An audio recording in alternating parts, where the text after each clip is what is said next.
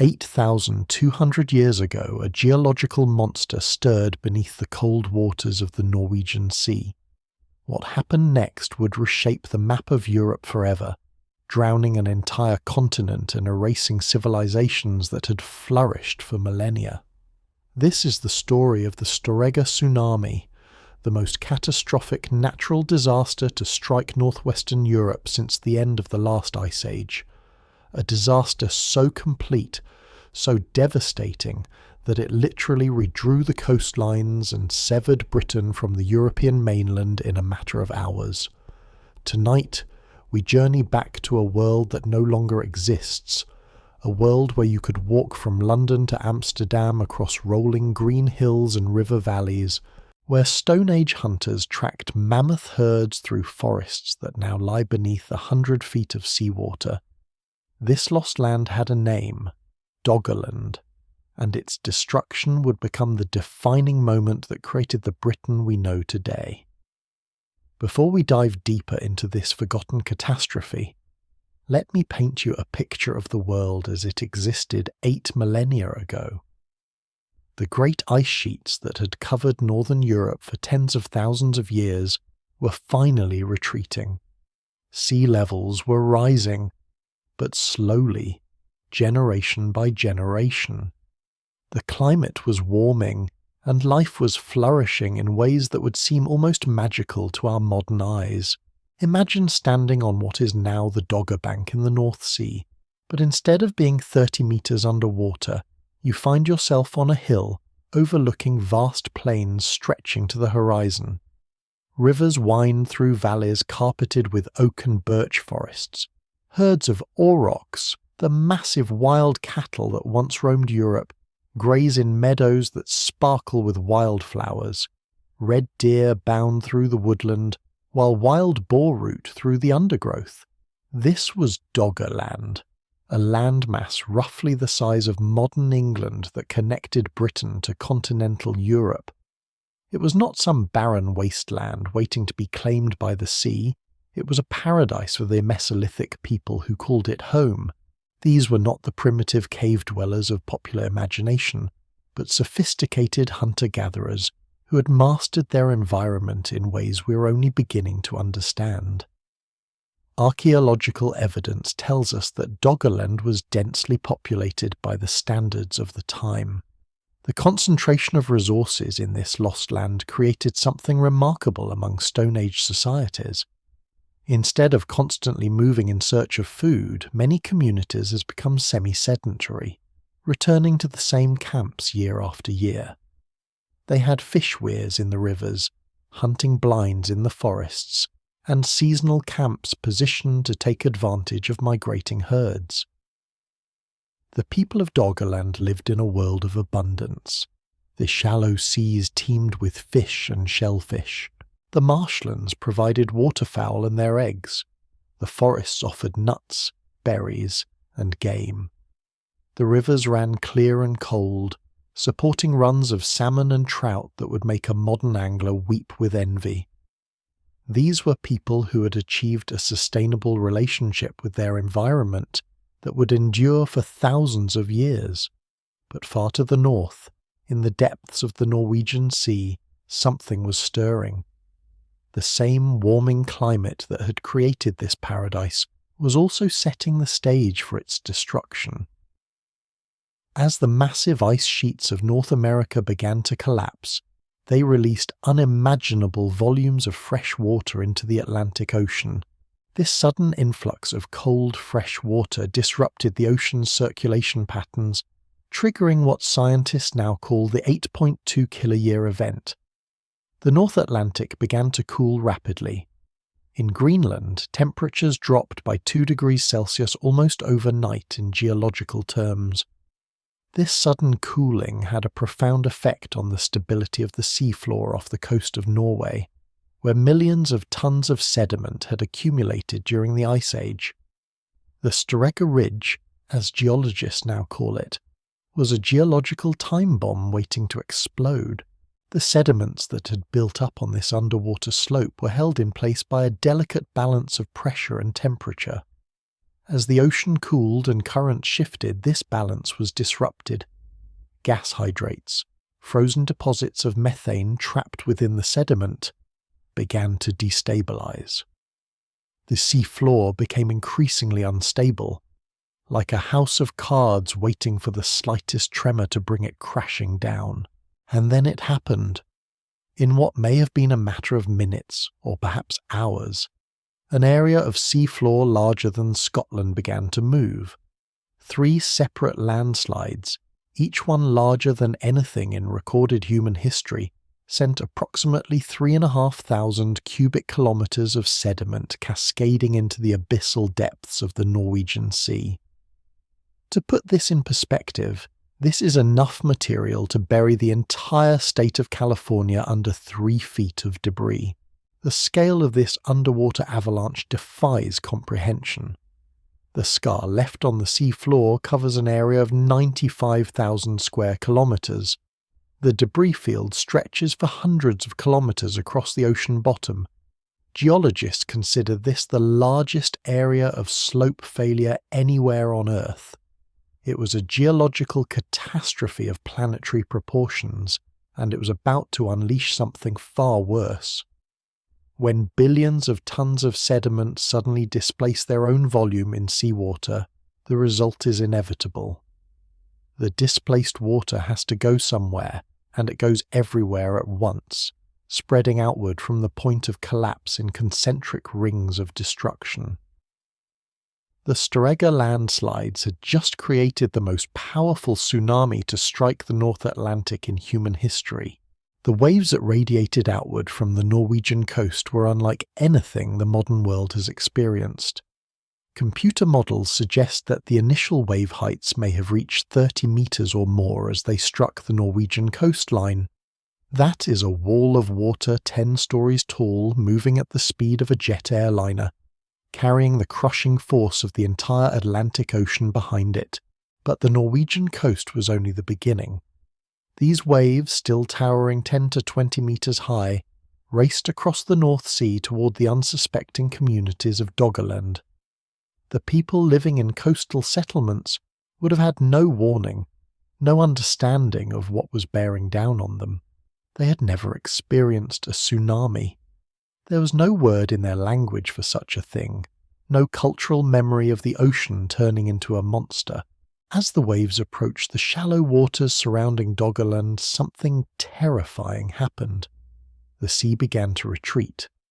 Miles and miles of sea floor that had never seen daylight were suddenly exposed. Fish flopped helplessly in tidal pools. Shellfish beds that had been underwater for millennia lay glistening in the sun. To the Mesolithic inhabitants, this must have seemed like a gift from the gods. Easy food, stranded and waiting to be collected. Archaeological evidence suggests that many people did exactly what we might expect. They followed the retreating waters, gathering the bounty that had been so mysteriously revealed. Children would have laughed and played in the newly exposed pools.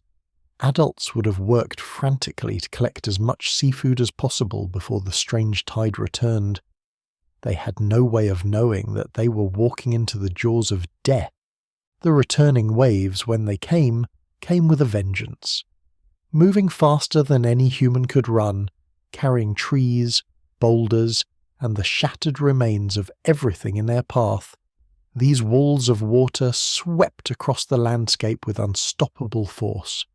Entire forests were uprooted in seconds. Hills were scoured clean of soil.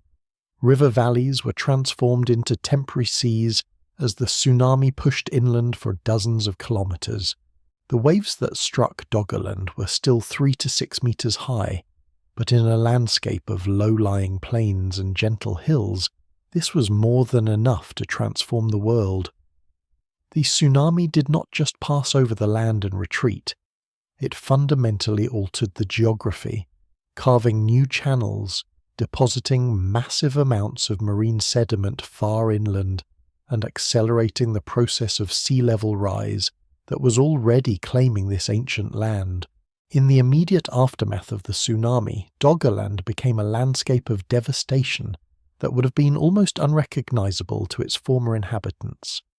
Where once fertile river valleys had meandered through ancient forests, now lay a chaotic mixture of salt water, marine debris, and the shattered remnants of an entire ecosystem. The force of the waves had been so immense that they carried massive boulders dozens of kilometers inland, depositing them like alien monuments in places where they had no geological right to exist. But the true horror was not just in what the tsunami destroyed, it was in what it left behind.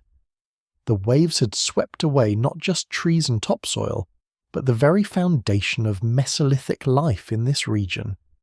The carefully constructed fish weirs that communities had maintained for generations were obliterated. The seasonal camps, positioned with generations of accumulated wisdom about animal migration patterns and resource availability, were buried under meters of sand and marine sediment. The hazel groves that had provided nuts for winter storage were gone, their roots torn from soil that had nurtured them for millennia. The oak forests that had sheltered game and provided materials for tools and shelters were reduced to scattered, salt-poisoned stumps. Even those areas that had not been directly inundated by the waves found their freshwater sources contaminated by salt, their soils rendered temporarily sterile by the massive influx of marine sediment.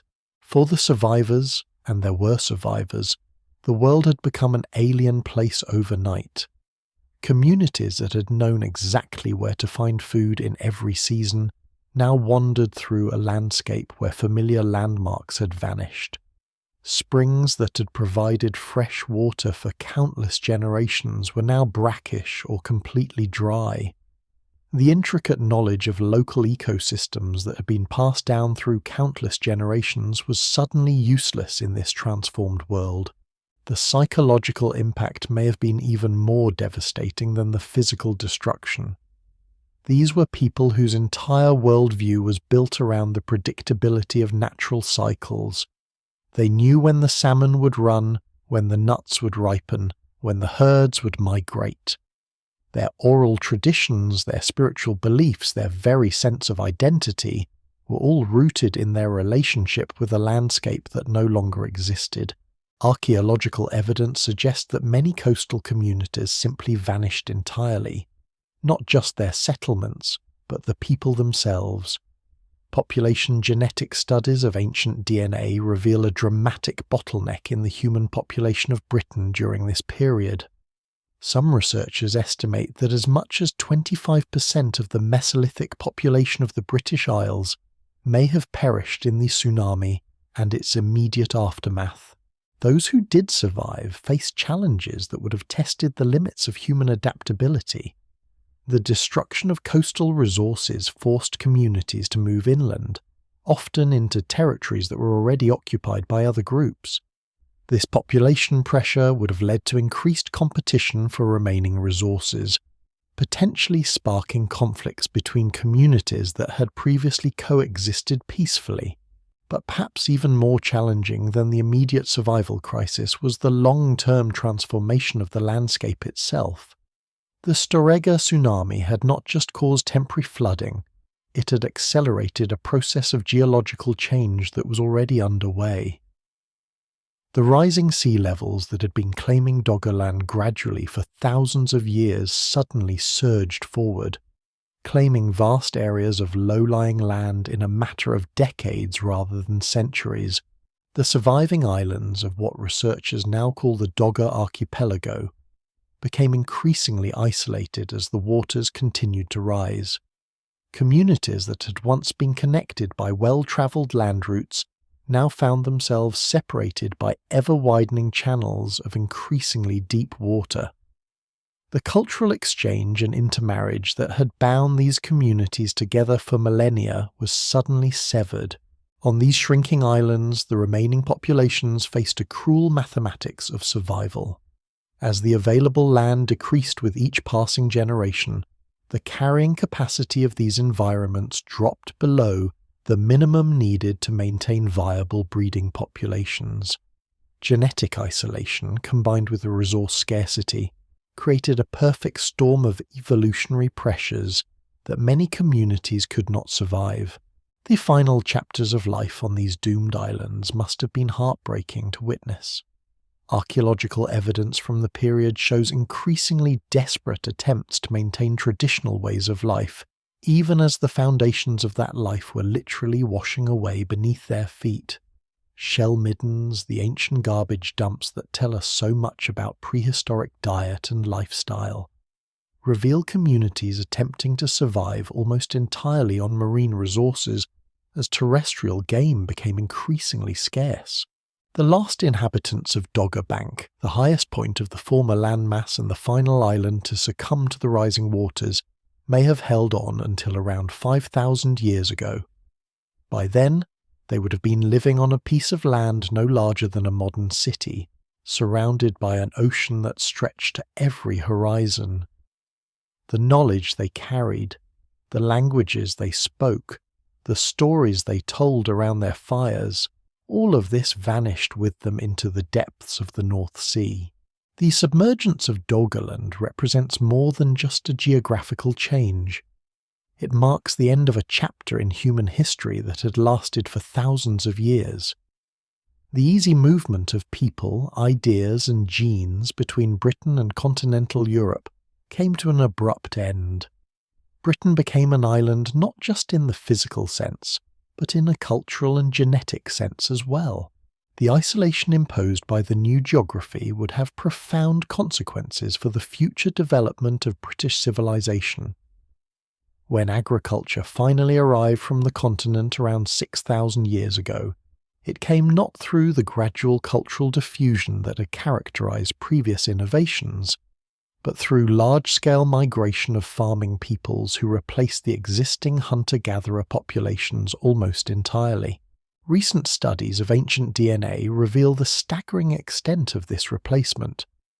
The genetic contribution of the Mesolithic hunter-gatherers, who had called Britain home for thousands of years, amounts to less than 0.1% of the ancestry of modern Britons. They were not just culturally displaced by the arriving farmers, they were genetically erased, their bloodlines ending with such completeness that they leave barely a trace in the modern population. This near-total replacement of population stands in stark contrast to what happened in other parts of Europe, where incoming farmers mixed more extensively with existing hunter-gatherer populations. The difference may lie in the dramatically reduced population density of Mesolithic Britain following the Storegga disaster. With so few surviving hunter-gatherers scattered across the landscape, the incoming farmers encountered little resistance and had little opportunity for the kind of cultural and genetic exchange that occurred elsewhere. The story of the Storegga tsunami and the drowning of Doggerland thus becomes not just a tale of natural disaster, but a pivotal moment in the creation of British identity itself.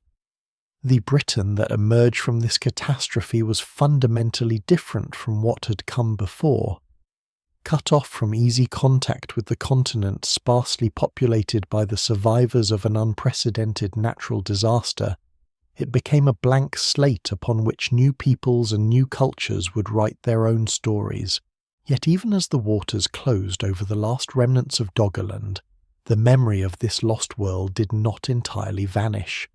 Deep in the collective unconscious of the peoples who came after, there may linger some echo of the time when Britain was not an island, when vast forests covered what is now empty ocean, when the ancestors walked on dry land between worlds that now forever separated by the sea.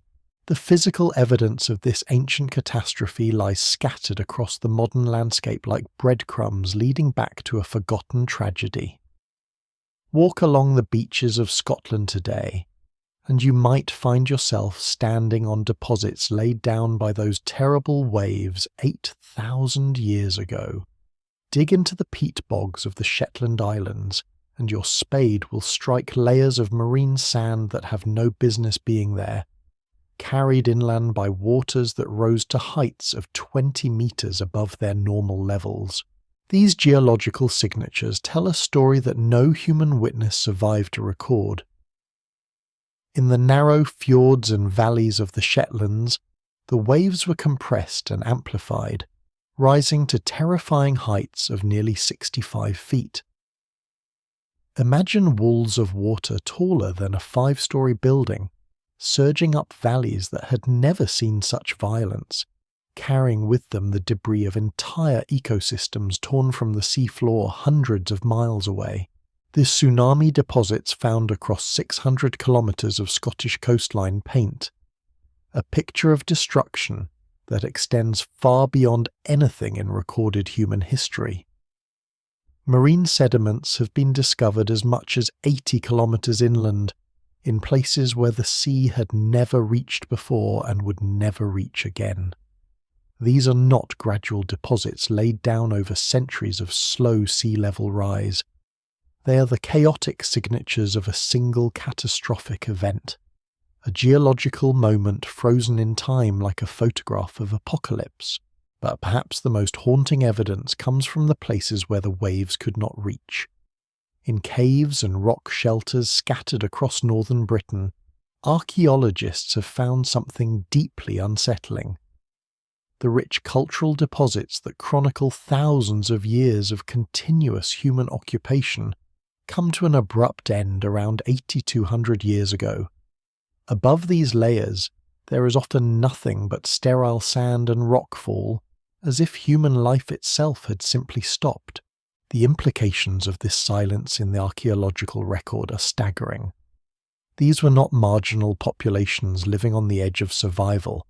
These were established communities with sophisticated technologies and deep cultural traditions. The sudden cessation of their material culture suggests not gradual abandonment or cultural change, but something far more final. These people did not move away, they simply vanished. Modern computer models allow us to reconstruct with terrifying precision what those final hours must have been like. As the waves approached the British Isles, they would have been preceded by a strange calm. The normal tidal patterns would have been disrupted, creating an eerie stillness that experienced coastal dwellers might have recognized as a warning. But this was not a normal tide, and the people of Mesolithic Britain had no cultural memory of tsunamis to guide them. The first sign of the approaching disaster would have been the retreat of the sea. Imagine standing on a beach and watching the water draw back farther than you had ever seen it go. Rocky areas that were normally submerged would emerge, dripping with seaweed and teeming with stranded marine life. To a people whose survival depended on their ability to read the natural world, this would have been both fascinating and deeply disturbing. Archaeological evidence suggests that many people did exactly what their instincts told them to do. They followed the retreating water, gathering the unexpected bounty that had been revealed. Shell middens from sites that were later destroyed contain unusually large quantities of deep-water species, shellfish that would normally have been difficult or impossible to collect. This suggests that people had time to venture far out onto the exposed seafloor, collecting food that would normally have been beyond their reach. Children would have been particularly drawn to the newly revealed tide pools and channels. The exposed seafloor would have been like a vast natural playground, full of wonders they had never seen before. Parents, focused on the urgent task of gathering food, may not have kept as close an eye on their children as they normally would. When the waves returned, entire families would have been caught in the open, with nowhere to run and nowhere to hide. The returning tsunami would not have announced itself with any sound that these people could have recognized. Unlike the crashing of normal storm waves, a tsunami moves as a wall of water that can be eerily quiet until it begins to break. The first indication of its approach might have been a distant rumbling, like thunder from a clear sky, or a strange darkening of the horizon that grew steadily larger and more ominous. By the time the true nature of the threat became apparent, it would have been far too late to escape. The waves were moving at speeds of hundreds of kilometers per hour, faster than any human could run, faster than any animal could flee. Those caught on the exposed sea floor would have had perhaps minutes, perhaps only seconds to comprehend what was happening before the water reached them. The force of the impact would have been beyond anything in human experience. These were not just large waves, but moving walls of water carrying the accumulated debris of their journey across the North Sea. Trees torn from distant shores, boulders ripped from sea cliffs, the remains of marine ecosystems scraped from the ocean floor. All of this moved together in a churning mass of destruction that obliterated everything in its path. For those who managed to reach higher ground in time, the experience would have been traumatic beyond imagination. They would have watched their entire world disappear beneath a wall of dirty brown water that stretched from horizon to horizon. The forests where they had hunted, the rivers where they had fished, the camps where their ancestors had lived for countless generations, all of it vanished in a matter of minutes. But survival was only the beginning of their ordeal. As the waters retreated, they left behind a landscape transformed beyond recognition. The careful mental maps that had guided these people through their territory for thousands of years were now useless. Familiar landmarks had been swept away or buried under meters of marine debris. Rivers had changed course or disappeared entirely. Coastlines had been redrawn by the massive erosion and deposition caused by the waves. The survivors faced challenges that would have tested the limits of human endurance and adaptability. Their food sources had been destroyed or contaminated. Their tools and weapons were buried under tons of debris. Their shelters had been obliterated.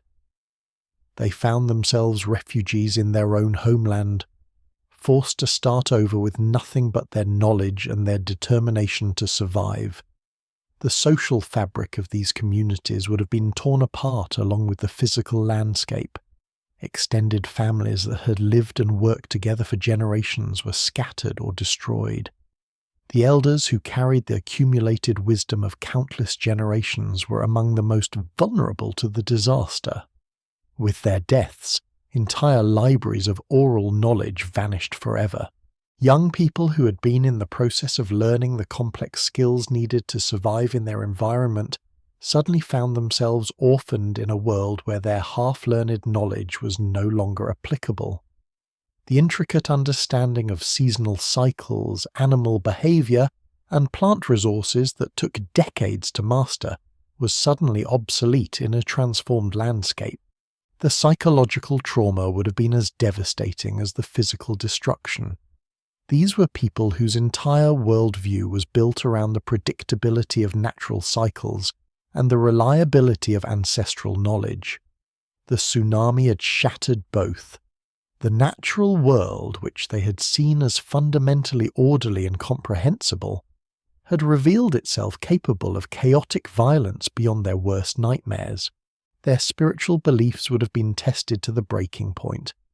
How could they explain what had happened in terms of their existing mythology and cosmology? What gods or spirits could command such terrible power?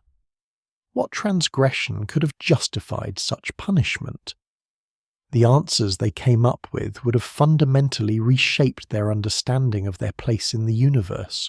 Archaeological evidence from the centuries following the tsunami suggests that the survivors developed new cultural strategies for dealing with an unpredictable and dangerous world. Settlement patterns shifted dramatically, with people avoiding coastal areas and concentrating on higher ground.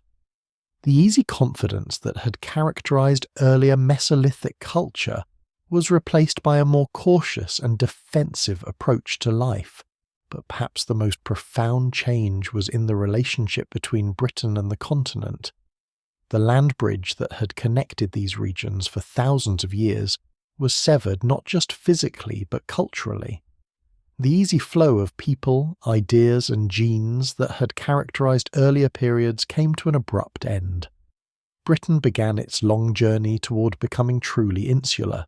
The genetic consequences of this isolation would echo through the millennia. When DNA analysis became possible in the 21st century, scientists were amazed to discover just how complete the population replacement had been. The Mesolithic inhabitants of Britain had left virtually no trace in the modern gene pool. They had been replaced so thoroughly by later arrivals that they had become genetic ghosts, their bloodlines as extinct as the landscape they had once called home.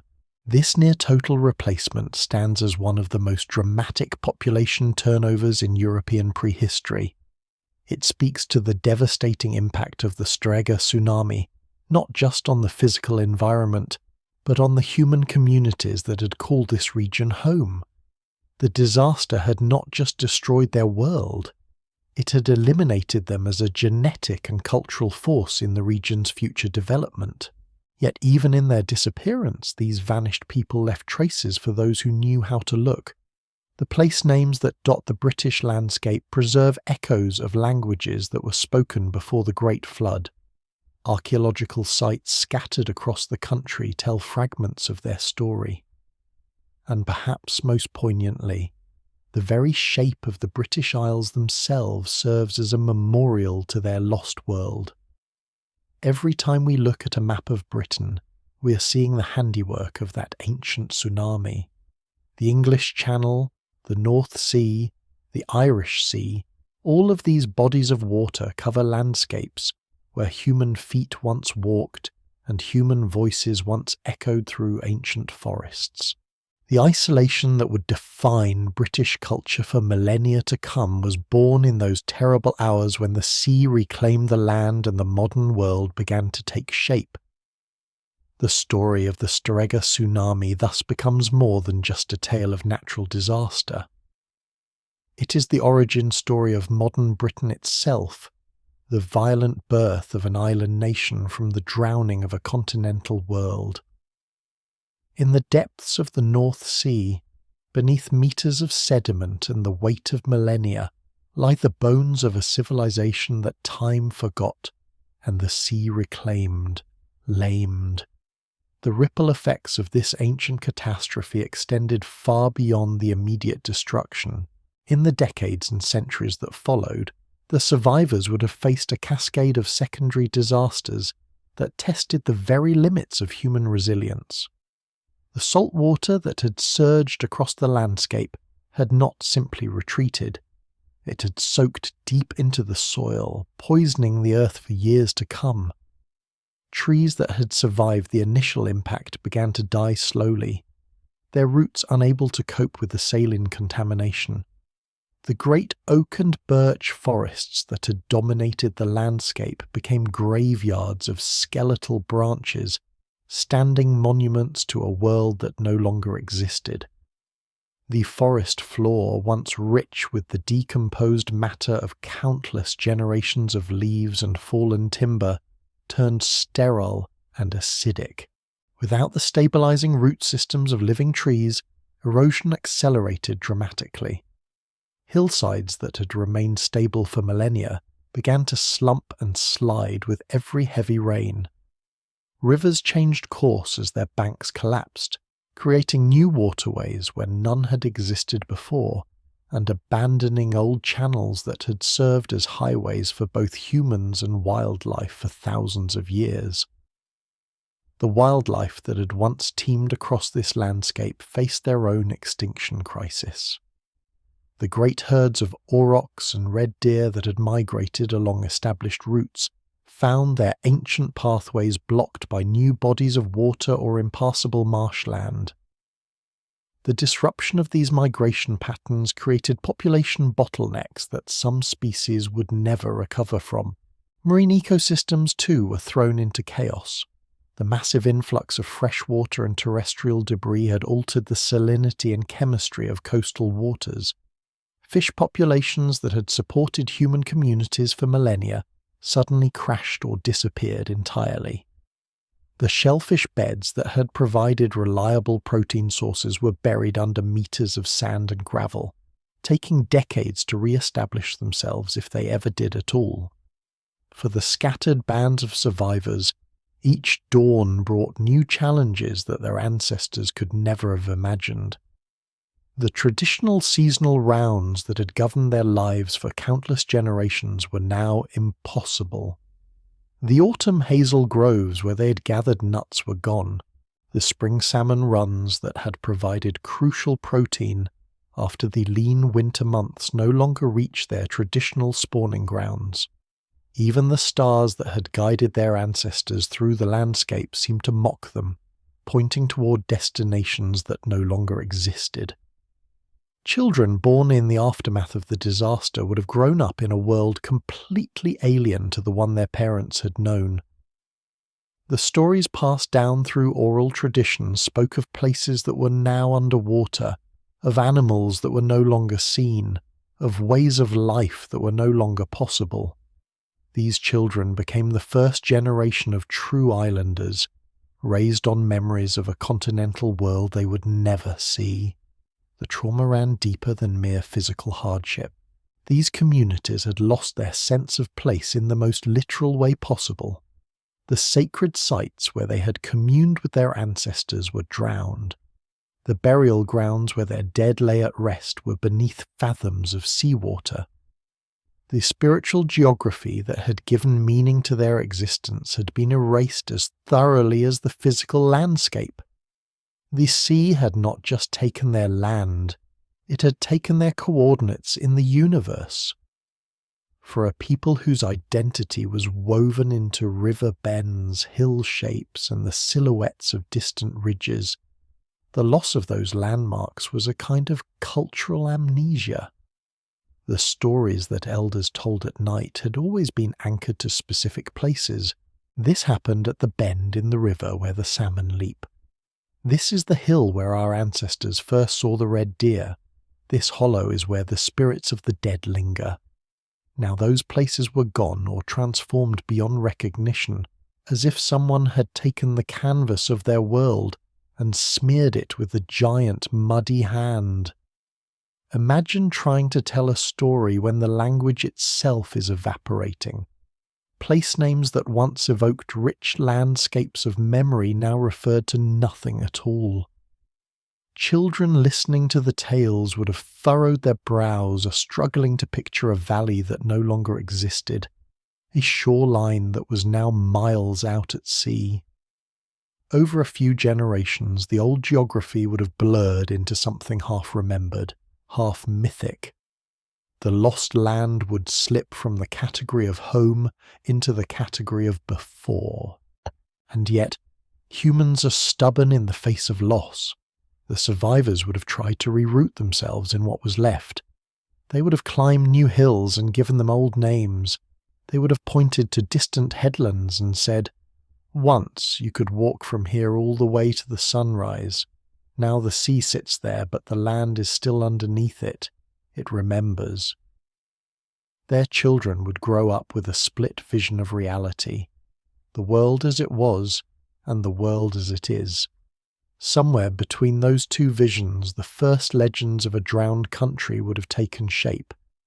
Perhaps around the campfires on cold autumn nights, the elders began to speak of a time when the sea was a hungry thing that had risen up to swallow the world. Perhaps they described the waves as living beings, with minds and tempers. Perhaps they told their grandchildren that the spirits of the drowned now moved beneath the surface, watching, listening, waiting.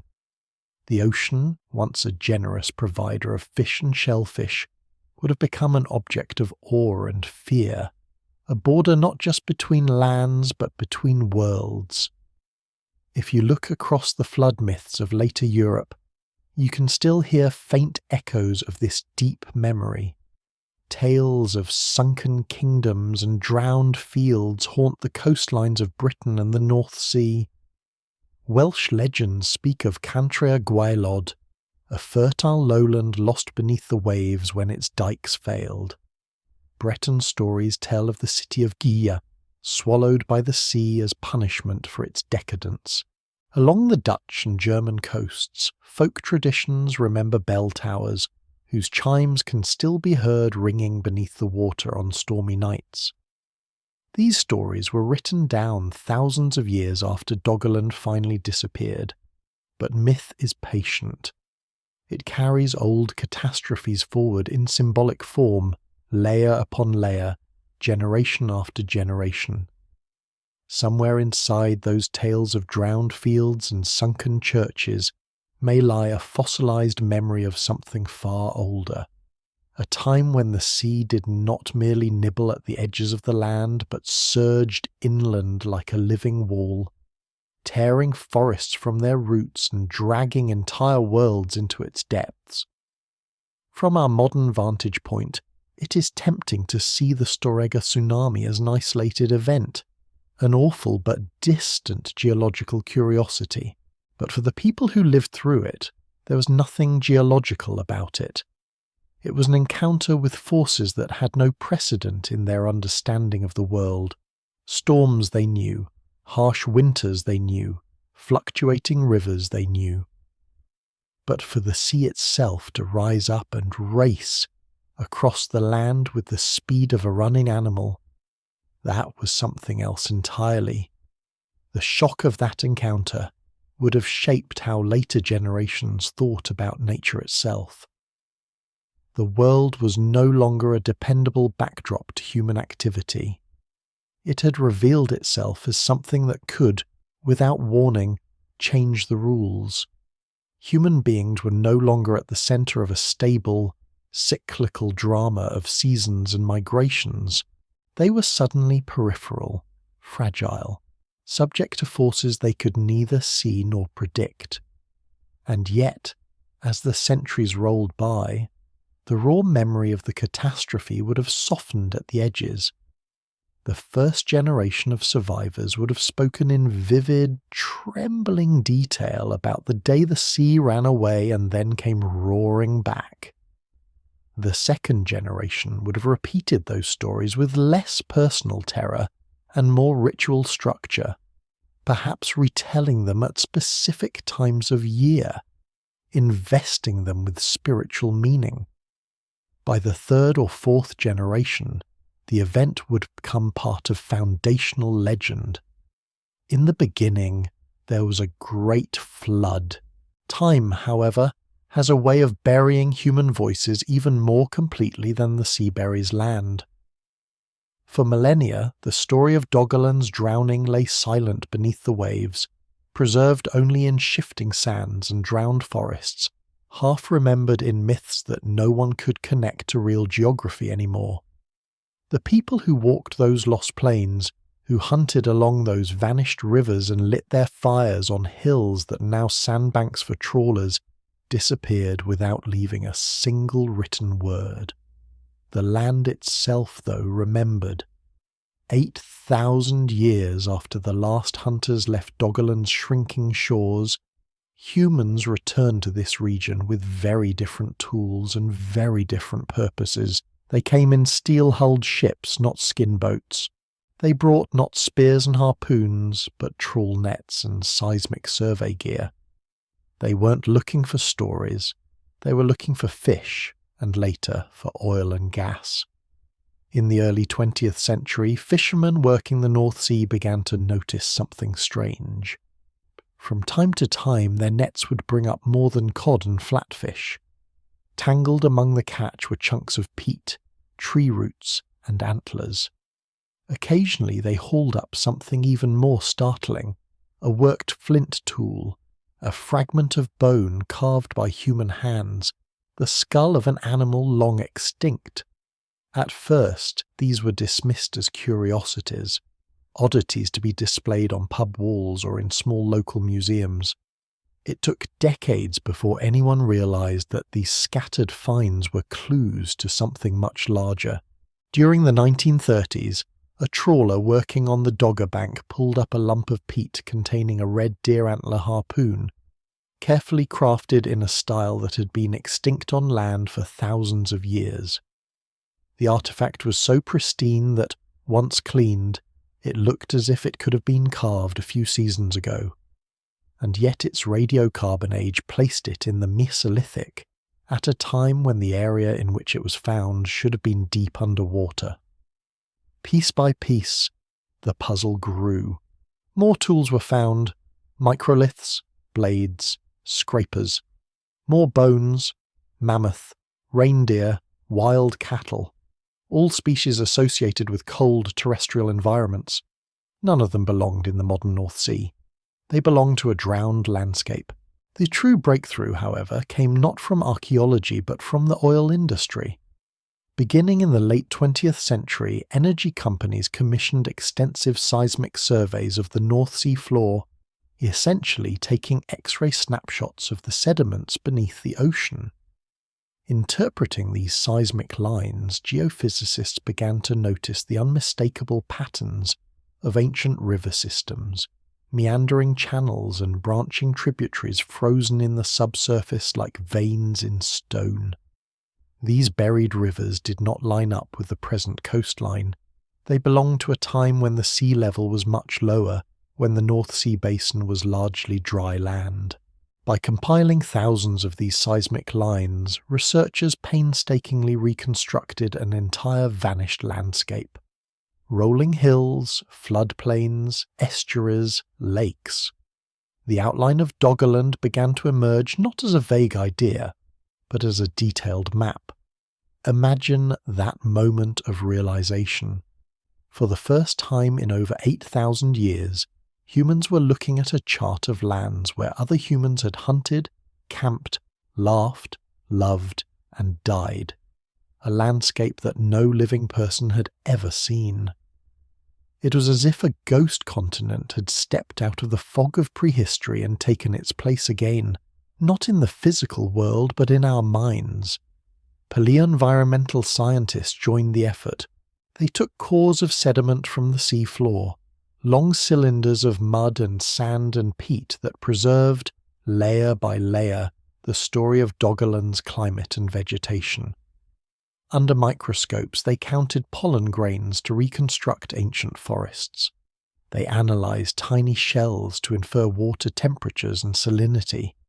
Each core was like a time capsule, and when these capsules were lined up and cross-referenced, a story emerged. We now know that Doggerland was not just a narrow bridge of land, but a vast varied environment. Wetlands and lakes in the low-lying areas, drier heathland on higher ground, dense woodland in some regions, open steppe in others. It would have been crisscrossed by game trails and human paths, dotted with seasonal camps and perhaps more permanent settlements along riverbanks and lake shores. When you overlay that reconstruction with what we know of the Storegga tsunami, the scale of the tragedy becomes even more tangible. This was not an empty space that the sea reclaimed. It was a real country, with its own internal geography of meaning, its own invisible networks of memory and myth. And in the space of a single terrible day, much of that world was crushed beneath walls of water. The geological evidence for that day lies not in the drowned heart of Doggerland, where the currents have long since reworked and redistributed the tsunami deposits, but along the margins of the old landmass, in Scotland, in the Shetland Islands, in the fjords of western Norway. Core samples from ancient coastal peat bogs there show a distinct anomalous layer, a sheet of marine sand sitting abruptly between freshwater sediments, often containing broken shells and pebbles from distant sources. Radiocarbon dating places this sand layer at roughly the same time as the catastrophic landslides off the Norwegian coast. Microfossils within the sand suggest that it was laid down in a single, high-energy event rather than by slow, normal coastal processes. In some places the sand lies several meters above the contemporary sea level of the time, implying that the waves were towering giants when they struck. In the Shetland Isles, tsunami deposits are found up to 20 meters above sea level and as much as a kilometer inland. In narrow inlets, the funneling effect would have made the waves even higher.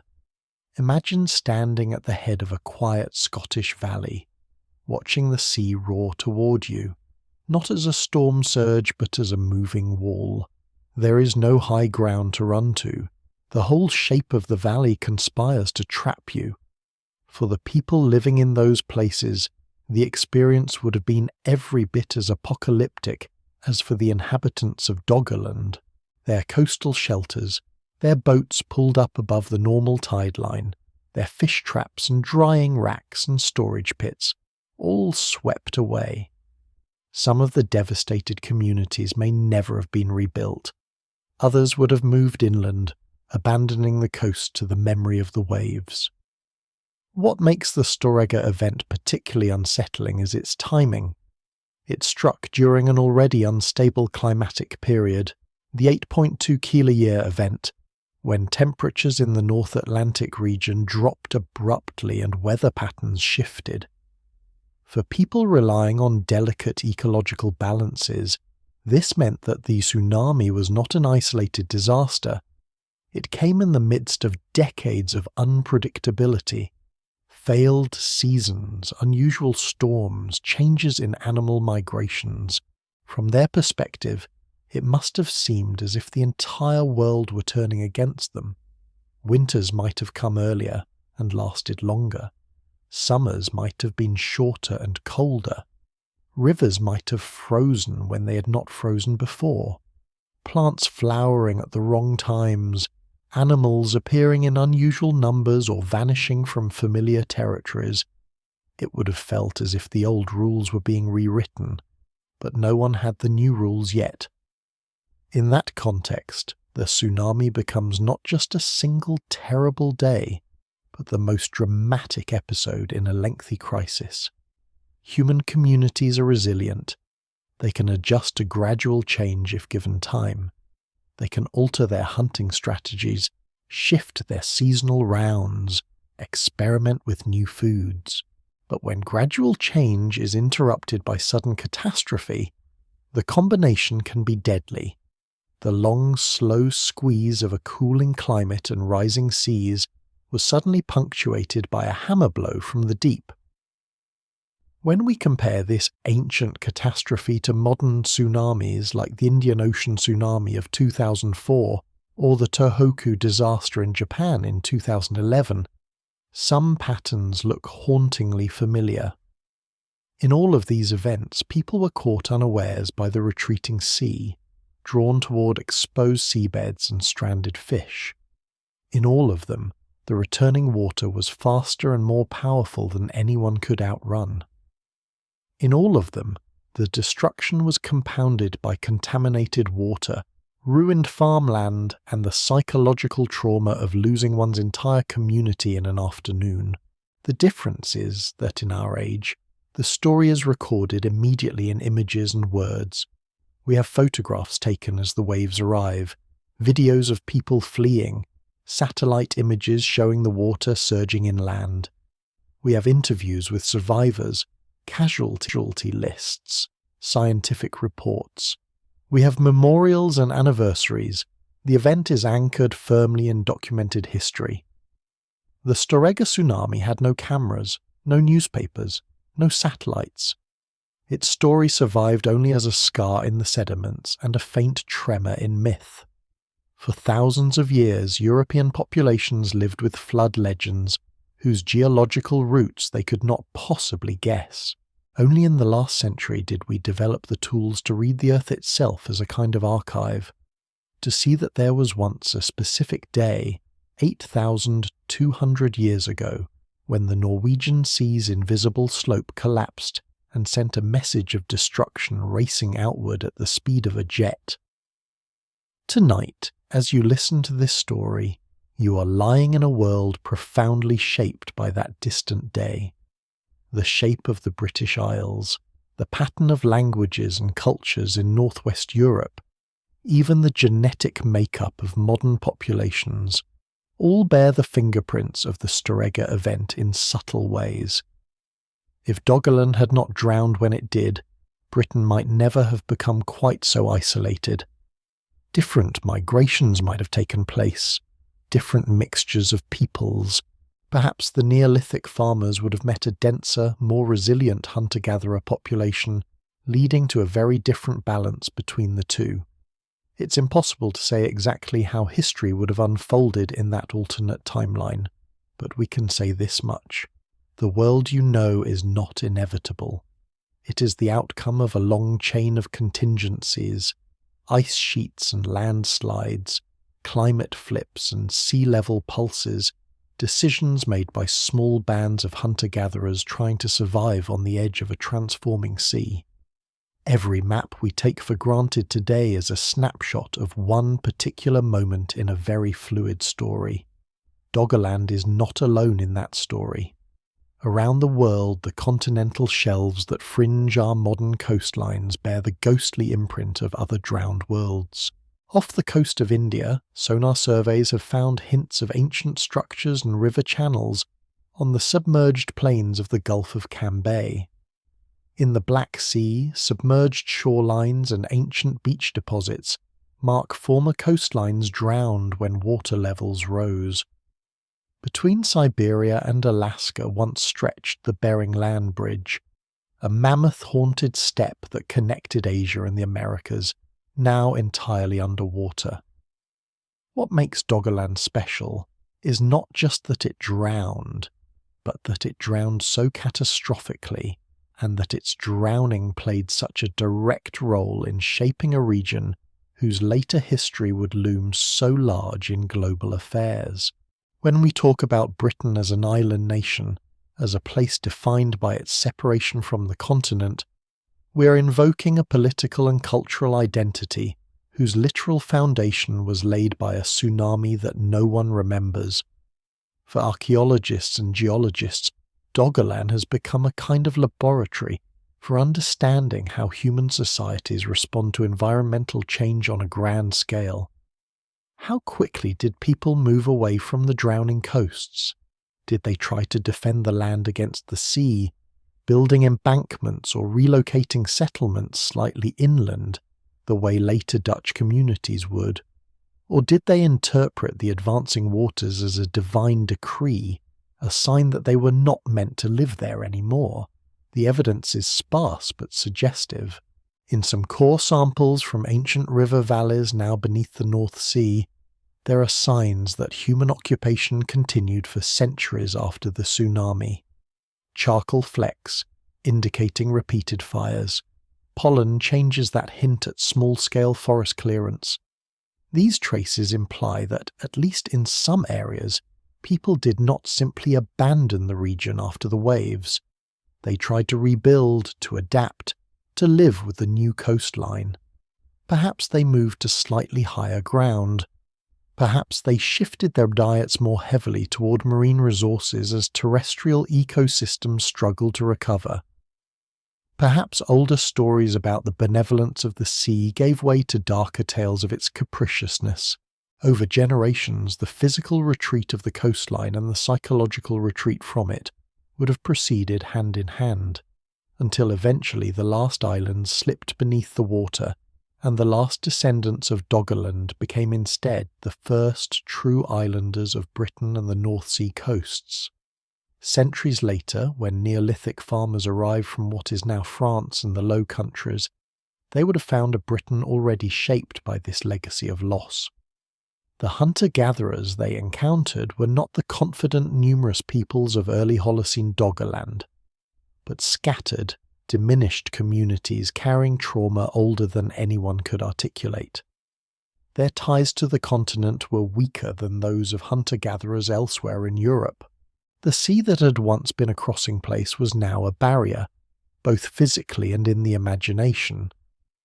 Into this vacuum stepped the farmers, with their new crops, their domesticated animals, their pottery and permanent houses. Genetic studies suggest that, unlike in many other parts of Europe, the incoming farmers did not mix extensively with the local hunter-gatherers. Instead, over a matter of centuries, they largely replaced them. The Mesolithic genes that had flowed across Doggerland for millennia dwindled to almost nothing in the modern British gene pool. In a sense, then, the Storegga tsunami echoes twice in Britain's prehistory. First, in the direct destruction of lives and landscapes 8,200 years ago, and second, in the way that destruction set the stage for later cultural and genetic changes, making it easier for new populations to establish themselves with minimal continuity from what came before. The drowned land did not just vanish. It took with it a whole potential future that will now never be. When you hear the phrase lost civilization, it is easy to picture impossibly advanced cities glittering with mysterious technology. Doggerland was nothing like that. It was a world of wood and stone, fur and bone. Its people left behind no temples of marble, no towering pyramids, no written records carved into stone. What they left, if anything, lies under meters of silt and sand, protected or pulverized by the restless tides of the North Sea, and yet to dismiss them for their lack of monumental architecture would be to misunderstand the nature of their achievement. For thousands of years, the inhabitants of Doggerland lived in ecological balance, with a landscape that was both generous and demanding.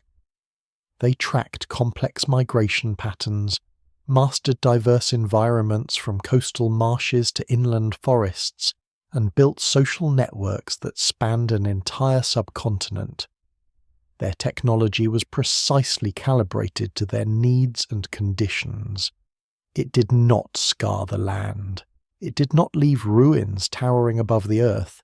It left almost nothing but memories in the soil. In a strange way, that very absence has made them both vulnerable to oblivion and strangely resistant to our attempts to pin them down. We can map their rivers, reconstruct their forests, imagine their camps. We can hold their tools in our hands and marvel at the skill with which they worked flint and bone. But their thoughts, their songs, the exact words they used to name the wind and the sea, those are gone. What we do have is the quiet testimony of the earth itself if we know how to listen. Layers of sand that should not be where they are. Herbs that suddenly vanish from pollen records. Charcoal spikes that hint at fires lit by human hands. In the drowned valleys beneath the North Sea, river channels hold the silted remains of journeys no one remembers. On stormy days when powerful waves scour the modern seabed, fragments of that world sometimes rise again. A piece of ancient peat, a tusk, a flint blade, washed onto distant beaches. For a long time these relics were just curiosities, picked up, admired, and forgotten. Now slowly they are being recognized as part of a much larger narrative, one that ties together geology, archaeology, genetics, and mythology. Doggerland is not just a curiosity of the North Sea. It is a chapter in the global story of how human beings have lived with and sometimes been overwhelmed by changing seas. To understand how that story was finally pieced together, we have to move from the Mesolithic campfires of 8,000 years ago to a very different scene. The bridge of a survey vessel rocking gently on the waves, surrounded by steel equipment and humming electronics. As scientists stare at jagged lines scrolling across a screen. Lines that, once deciphered, reveal the ghost of a river flowing through a land that no longer exists. On that ship, the men and women watching the seismic lines might not have realized at first what they were seeing. To the untrained eye, the patterns look like nothing more than chaotic squiggles, bands of grey, black and white stacked in layers. But to a geophysicist, those bands are the cross-sections of buried landscapes. Each line is an echo, a sound wave sent from the ship down through the water into the sediments and back again. The time it takes to return tells you the depth. The strength and shape of the echo tells you something about what it bounced off. Look closely enough, and the chaos resolves into structure. Here, a gentle curve that can only be a river channel cut into older sediments. There, a broad, flat reflector that marks the bed of a long-vanished lake. Elsewhere, a sudden, steep scarp where ancient erosion bit into the land. When you trace these features across dozens, then hundreds of seismic lines, they begin to knit together. A channel on one line connects to a floodplain on another. A lake here corresponds to a marsh basin there. Before long, you're no longer looking at abstract patterns. You're looking at a map. The rivers streaming through Doggerland's ghostly interior had names once, though we will never know them. They carried snowmelt from distant hills and rainfall from passing storms, winding across the plains toward the shallow sea. Along their banks, people built their seasonal camps. Children would have learned the currents and eddies, the best places to spear fish or set traps. Those same channels now appear as darker streaks in the seismic data, filled in with younger sediments. They are like the veins of a body whose skin and muscles have long since rotted away. To turn these echoes into a three-dimensional landscape, scientists feed the data into computers that can interpolate between lines, smoothing the gaps. The result is eerily beautiful, a digital relief map of a world that no longer rises above the waves. On the monitor you see low ridges, shallow basins, winding channels. If you tilt the model and flood it virtually, you can watch the sea rise, century by century, swallowing first the lowest valleys, then the broader plains, and finally the surviving high points. You can rewind the process too, draining the water away, revealing the lost land again. It is hard not to feel a twinge of vertigo when you see those animations for the first time. The modern North Sea, choppy, opaque, hostile, suddenly becomes transparent. You recognize the outlines of familiar coastlines, then watch as they blur and merge across a shape of land that doesn't exist on any atlas. Britain reconnects with the Netherlands and Denmark. The English Channel shrinks to a river valley. The Dogger Bank rises as a central plateau flanked by river-dissected lowlands. The North Sea, that grey, restless expanse, begins to look like something else entirely. Stolen ground. While geophysicists mapped the drowned landscape, other researchers were busy deciphering the scars of the landslide that had helped drown it. Far out in the Norwegian Sea, the Storegga region had long been known as an area of unusual seabed topography. When modern bathymetric surveys, sonar scans of the seafloor, became available, they revealed something extraordinary. Instead of a smooth continental margin descending gently into the abyss, the seafloor was gouged and torn. Huge blocks of sediment had been ripped away, leaving behind stepped escarpments and chaotic mounds. Imagine a mountainside that has collapsed in slow motion. Except this mountainside lies under a kilometre of water, and the debris spreads out for hundreds of kilometres. This was not the work of glaciers. The pattern was wrong for ice, nor was it the product of normal sediment slumping. The volume involved was simply too big. Norwegian and British geologists looking at these maps realised they were dealing with a mega landslide, one of the largest submarine slope failures ever identified on Earth. They named it after the region, the Storegga Slide. By drilling cores through the debris deposits and the undisturbed sediments beneath, they could reconstruct the sequence of events. Below the slide material lay nicely layered sediments, deposited quietly over thousands of years. Within them, geochemists found evidence of methane hydrates, ice-like crystals of frozen gas that form under high pressure and low temperature in the uppermost layers of the seabed. These hydrates can act as a kind of glue, stabilizing the slope. But if the temperature or pressure changes, the glue can fail.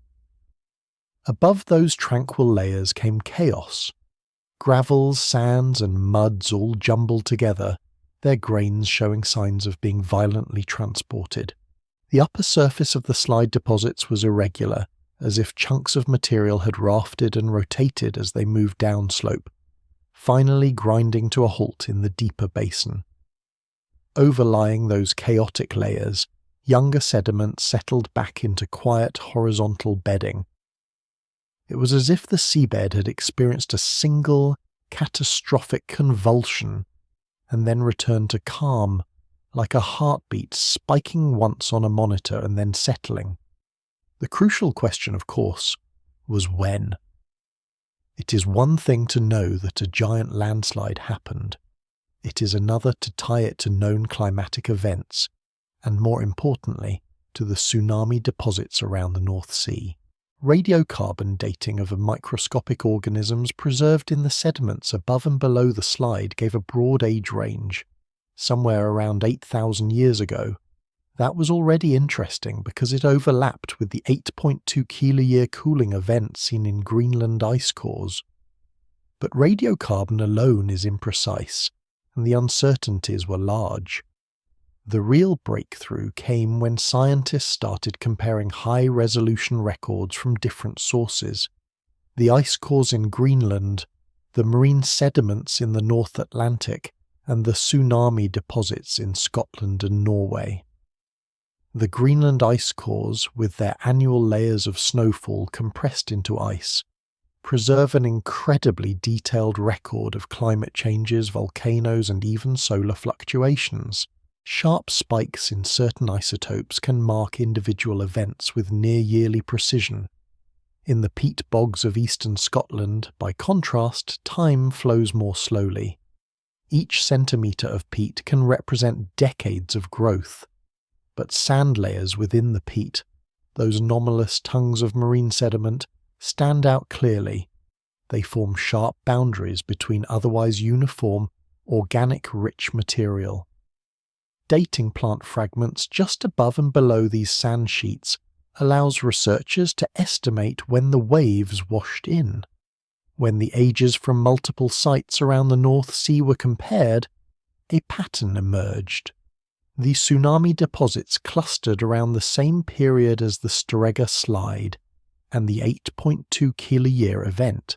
While it is impossible to assign an exact calendar year to the catastrophe with absolute certainty, the convergence was strong enough to convince most researchers that they were all looking at different expressions of the same underlying episode, a period when the climate system was already unstable, and a massive landslide added yet another shock.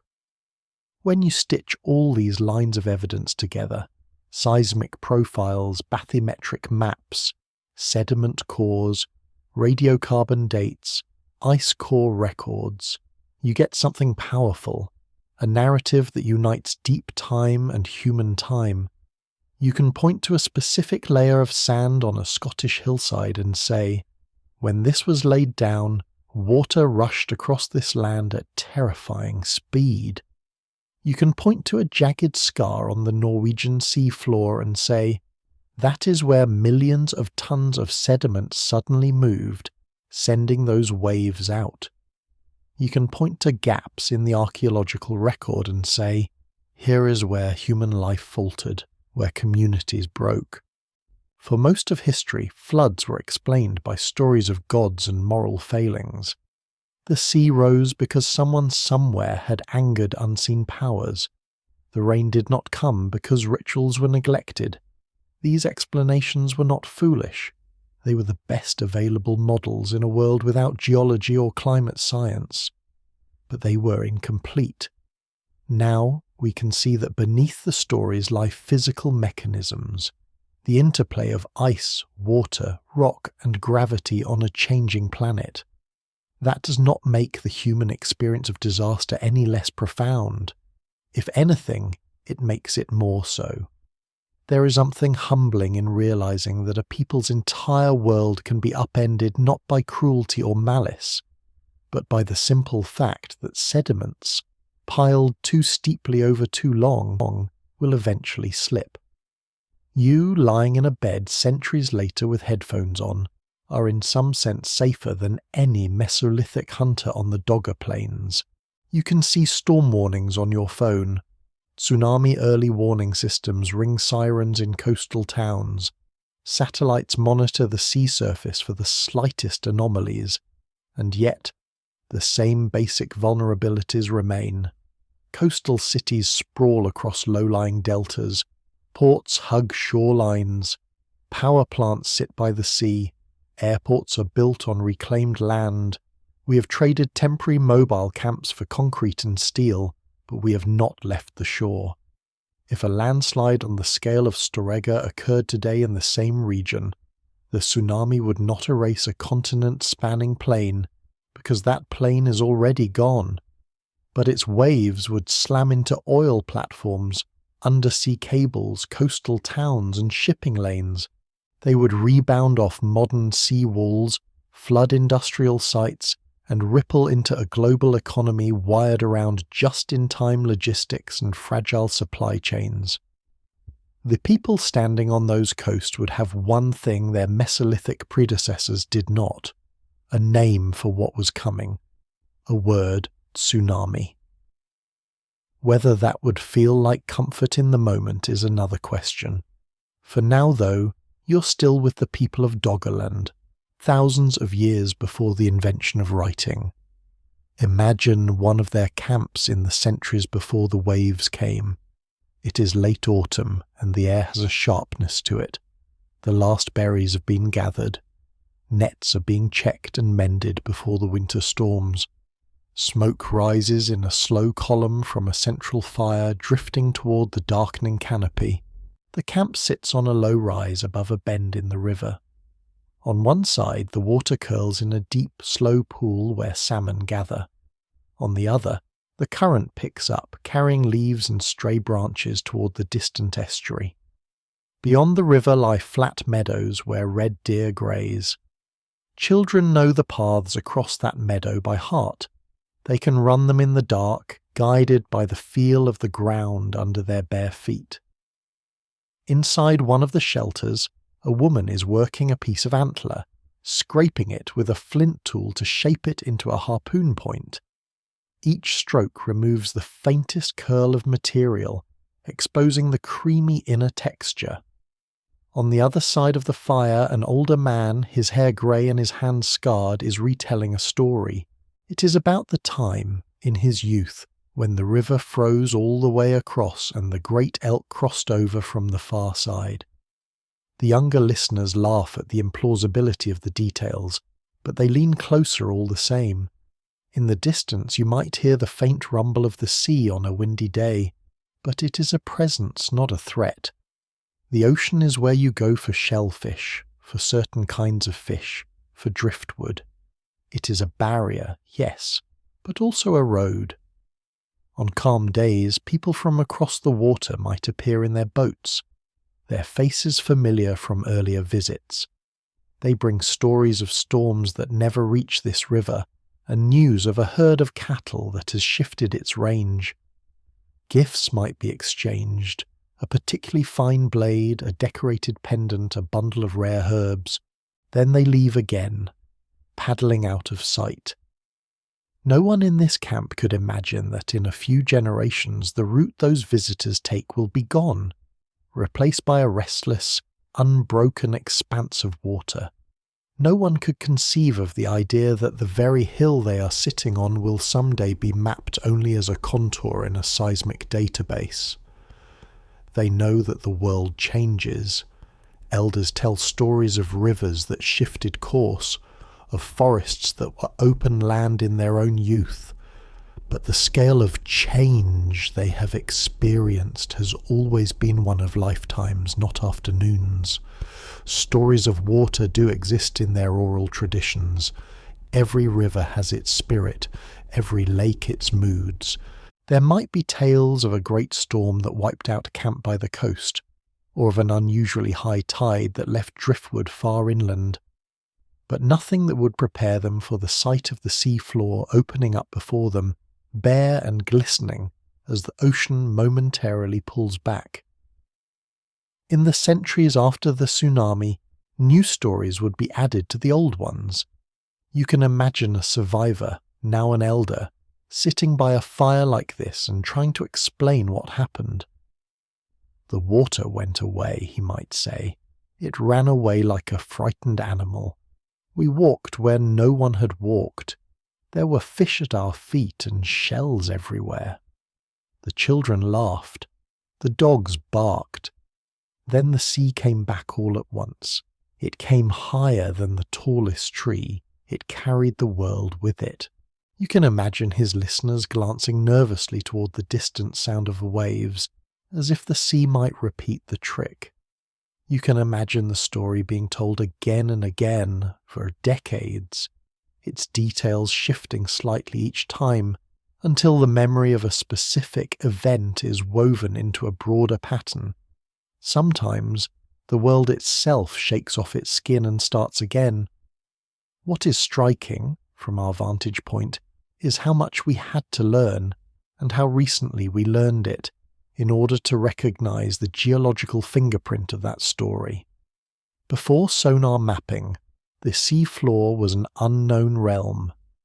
Before radiocarbon dating, all ancient events blurred together into long ago. Before ice cores, the 8.2 kiloyear event was just a theoretical blip. Before population genetics, the disappearance of Mesolithic Britons was a vague assumption rather than a quantifiable fact. Now, we can layer these lines of evidence atop one another like transparent sheets, each carrying its own kind of information. The geological sheet shows us where the slide happened and how big it was. The sedimentological sheet shows us where the waves ran and how tall they were. The archaeological sheet shows us where human activity suddenly faded. The genetic sheet shows us where bloodlines thinned or ended. The mythological sheet, harder to interpret, shows us where cultures carried stories of floods and drowned lands down through the centuries. Where these sheets overlap most strongly, we can say, with some confidence, something happened here. Something big enough to be remembered by the earth, and perhaps in fragmented form by human minds. Consider the thin band of sand in that Scottish peat bog again. To the naked eye it is unimpressive, a pale stripe a few centimetres thick sandwiched between darker layers of compressed plant matter. To the trained eye, though, it is clearly out of place. The grains are coarser than the surrounding material, rounded by waves rather than broken in place. Mixed in among them are tiny shell fragments from marine species that do not live in fresh water.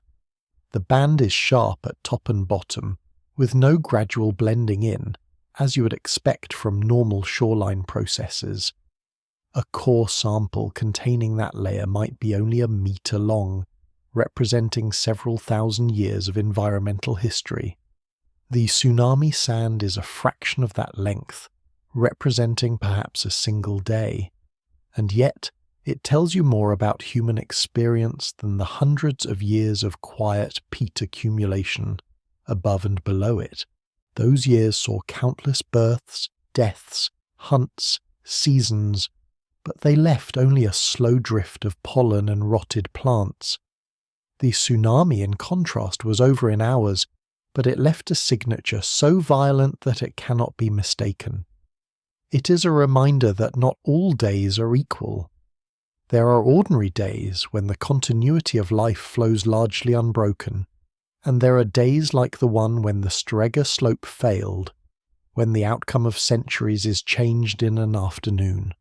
You live in a world full of ordinary days. Most mornings you wake up and the map is the same. Seas stay in their basins. Rivers keep broadly to their courses. The ground beneath your house remains where you left it the night before. Because of that stability, it is easy to forget how contingent it is. You may hear news reports of disasters, earthquakes, tsunamis, floods. But if they happen far away, they remain abstractions, images on a screen. The map in your head stays unaltered.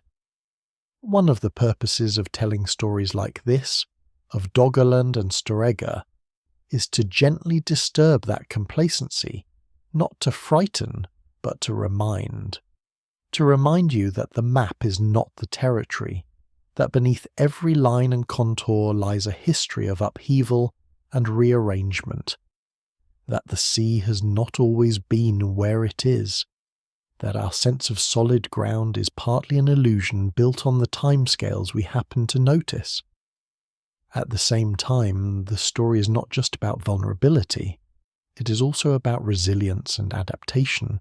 The people of Mesolithic Northwest Europe did not vanish entirely in the wake of the tsunami.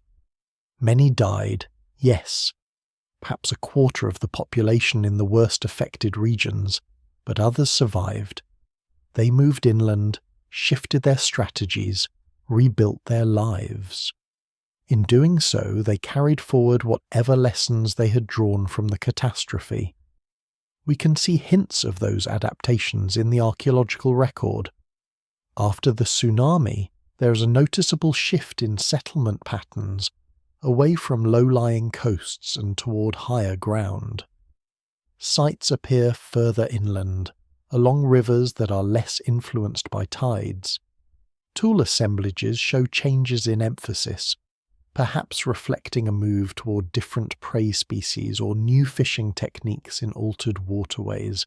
There may even have been changes in social organization, as small scattered bands came together for mutual support in a now dangerous world. None of this was orchestrated. There were no councils of elders making long-term plans, no written policies. Adaptation happened the way it usually does in human societies, through thousands of small decisions made by families and individuals day after day, season after season. A camp that once sat near the coast is rebuilt slightly further inland. A group that once relied heavily on one shellfish bed starts diversifying its diet after the bed is buried. A community that once travelled every year to a particular gathering place discovers, one year, that the route is now treacherous or the site underwater, and so starts meeting somewhere else. If you zoom out far enough, those tiny adjustments add up to a major cultural shift. If you zoom in far enough, you see only a series of small choices. The tsunami sits between those scales. It is a sudden, unmistakable break in the continuity of the landscape, but the continuity of human culture, though damaged, bends rather than snaps. In the end, Doggerland did not sink in a single night. The tsunami accelerated its drowning, but the longer story is one of gradual submergence. Year by year, the sea crept higher. Marshes expanded, forests retreated, lakes merged with saltwater inlets. Places that had once been safe in all but the fiercest storms began to flood regularly. Paths became unreliable. The people who lived there would have noticed. They would have watched familiar landmarks inch closer to the tide line. They would have seen ancestral campsites lost first to storms, then to ordinary high tides. There is a haunting melancholy in that image, generation after generation watching their world being taken away, not in a single Hollywood-style cataclysm, but in slow motion, too gradual to stop, too fast to ignore. Elders pointing with their staffs and saying, "When I was young, the water was there," to a line now far offshore. Children growing up thinking of that line as mythic, like your own stories of when the winters were winters and when the summers were summers. At what point does a people decide that a place is no longer viable? When the floods come once a decade, once a year, once a season? For the last inhabitants of the Doggerbank Highlands, the calculation must have grown harsher every decade. Even if their immediate camps remained above water, the surrounding hunting grounds would have shrunk. Travel between islands would have required boats. The sea that had once been an edge would have become a maze of channels and sandbars, tricky to navigate and deadly in storms. Still, they stayed. We know this because of the material they left behind: tools, bones, traces of hearths. They clung to the last scraps of their world until perhaps 5,000 years ago, when finally the last island was overwhelmed. That final act of submergence left no witnesses. It was not recorded in any myth, but it is written in the shape of the sea floor, in the fine layering of sands over drowned peat, and in the sudden cut-off of human traces in sediment cores from the Dogger Bank. Imagine being a child on that last island. To you, the sea is everywhere. The horizon in every direction is water. You've heard your grandparents talk about a time when you could walk to places that are now visible only as faint, darker bands in the water on calm days. You know in your bones that the sea is rising, because your camp has had to move twice in your short life. But you do not know a world without that slow encroachment. It is just the way things are. You might stand on a small headland at low tide, looking out at a scattering of rocks that were once hills. Birds rest on them, seals bask there. On certain days, when the light is right, you might see strange patterns beneath the water, darker shadows that hint at something larger below, lines that could be old riverbeds or ridges. You would have no language for bathymetry, no concept of drowned landscapes. You would simply feel that the world beneath the surface is older than the world above it. And then, one season, the storms are worse. The spring tides come in higher than anyone can remember. The salt water creeps further up the streams, killing plants that once grew safely away from the shore. Fish patterns shift. Birds nest in different places. Your people talk more and more about the lands to the west, where the hills are higher and the forests broader. They have cousins there, distant kin. Boats have always gone back and forth. The thought of leaving for good had always seemed unthinkable. Now it starts to seem inevitable. At some point perhaps a decision is made, or perhaps there is no formal decision, just the cumulative weight of 1,000 small observations. A family leaves and does not return. Then another. At last, the last group packs their possessions into boats. Tools, furs, dried meat, the few carved objects that carry their ancestors' stories. They push off from the only world they have ever known. Behind them, the island still stands. Before them, the western hills are dark on the horizon. In that moment, Doggerland ceases to be a home and becomes a memory. Over time, the memory itself will soften, then blur, then dissolve. The land will sink a little deeper beneath the silt each year, its river valleys filling, its hills eroding. Fish will swim where children once ran. Trawlers will drag their nets over it. Survey ships will map it. Scientists will name it. And you, lying awake centuries later, will listen to its story and feel the strange, quiet weight of a place that existed for thousands of years, and then, within the span of a few lifetimes, was erased so completely that no one even knew to mourn it. The world is full of such erasures.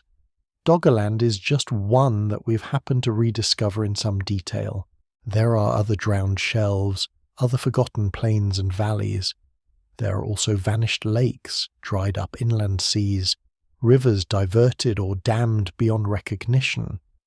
You live in a time when those transformations are accelerating again, driven not by the slow dance of orbital cycles and ice sheets, but by the rapid burning of fossil carbon and the warming of the atmosphere.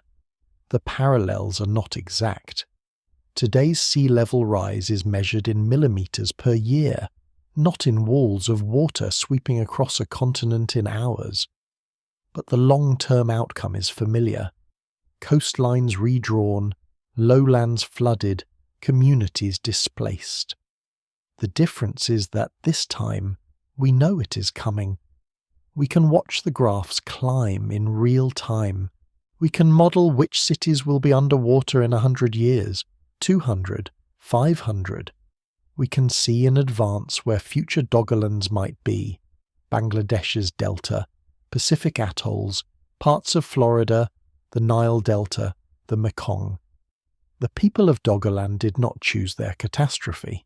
They did not light the fuse. They had no way to stop the ice sheets from melting or the slope from failing. You and your contemporaries stand in a very different relationship to your unfolding changes. You're not just observers, you're participants. Your emissions, your policies, your collective decisions are part of the mechanism. That is a heavy knowledge, but it is also a form of power that no Mesolithic hunter could have imagined. For now, though, keep that in the background. Tonight is not about assigning blame or prescribing policies. It is about lying still, listening to the slow breathing of the ancient earth beneath the thin crust of the present, feeling how deep the roots of your world go. When you picture the map of Europe, with Britain sitting off its western edge like a detached thought, imagine the invisible land that once bridged them. Picture rivers flowing where now waves roll. Picture fires burning where now trawlers pass. Then, picture the moment when all of that changed, not gradually and gently, but in a single, terrible day when the sea came inland and did not apologize. Now let your imagination sink a little deeper, below the lines on the map and the surface of the sea, into the quiet layers of the earth where time is not counted in years, but in sediments. Picture a cold, clear morning on the coast of Scotland. The waves are modest today, lapping against a curve of sand backed by low dunes. Above the tide line, where the grass has bitten into the slope and the wind has carved subtle ripples, a small team of archaeologists and geologists are at work. They are not hunting for gold or treasure. Their tools are simple: spades, measuring tapes, plastic sample bags, notebooks. One of them kneels at the face of a shallow trench cut into the dune. He has scraped away the modern sand, the footprints and storm debris to reveal a vertical slice through time. At the top is a thin layer of dark soil, rich with modern plant roots and fragments of plastic. Below that, paler sand from older storms, faintly banded. Beneath that again, the colour deepens. The sand gives way to brownish peat, densely packed and fibrous. Moss and reeds grew here once, thousands of years ago, in a freshwater marsh that lay behind a low, stable shoreline. And there, between the peat and the sand, is the line they came for. It is a sharp, pale band of marine sediment a few centimetres thick. Its grains are coarser than the ones above and below, more rounded. Mixed among them are crushed shells and tiny pebbles from the beach. This layer should not be here. It is stranded, like flotsam in the wrong story. The scientist traces the band gently with a gloved finger. In his notebook he writes down its thickness, its elevation above modern sea level, its precise position in the dune. He will take samples back to the lab, wash them through fine sieves, count the microfossils. Later, under a microscope, he will see the shapes of tiny marine organisms, diatoms and foraminifera, species that lived in salt water, not in marshes. He will measure their sizes, compare them to reference collections. He will feed their data into models of wave height and inundation distance. He will line up their radiocarbon ages with other sites, with the ice cores from Greenland, with the cores from the Norwegian Sea. For now, though, kneeling in the sand with the wind tugging at his jacket, he simply looks. In that narrow band he sees more than grains. He sees motion. He sees a wall of water pushing inland across a long-vanished shoreline, tumbling shells and stones in front of it, grinding peat into shreds. He hears the roar and the crack of uprooted trees, the distant shouts of people who had no word for what was happening. It is all contained in that quiet stripe of sediment, in its abruptness, in the way it cuts across older layers like a slash.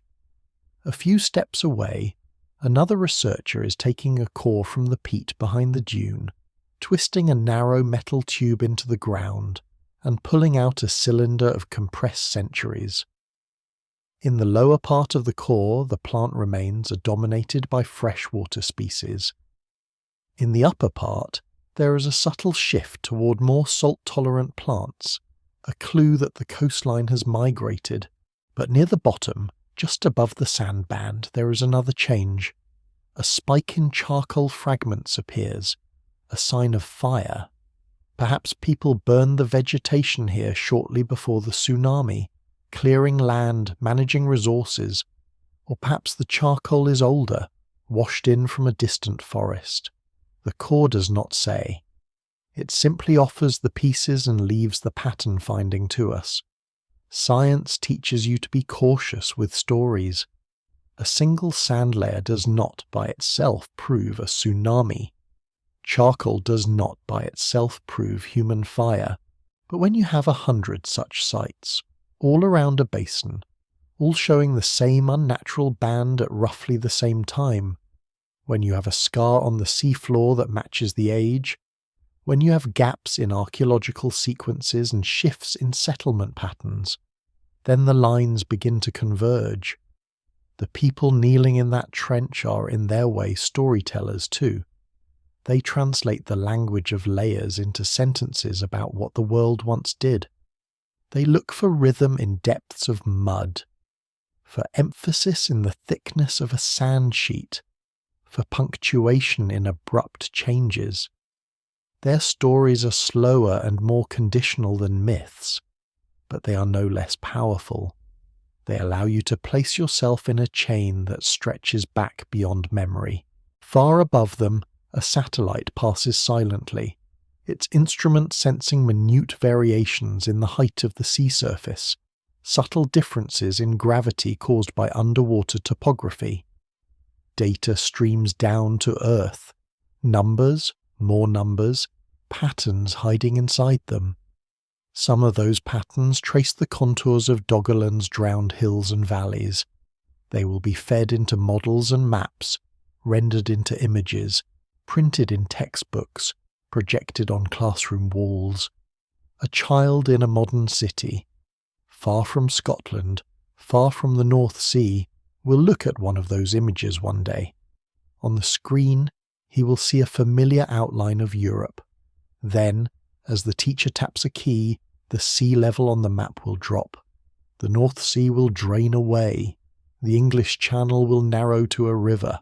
And there, in the space that was once blank blue, a landmass will appear. The child will squint, his brain adjusting. He knows Britain as an island. It has always been an island, or so it seems. The new map makes him uneasy, in a small, strange way. The edges between things are not where he thought they were. The floor has shifted under the picture. On some level he is experiencing in miniature what the people of Doggerland experienced in reverse. They watched the land shrink and fragment where they thought it was solid. He watches it grow where he thought there was only sea. Both are lessons in the same reality. The boundaries you take for granted are not eternal. They are arrangements.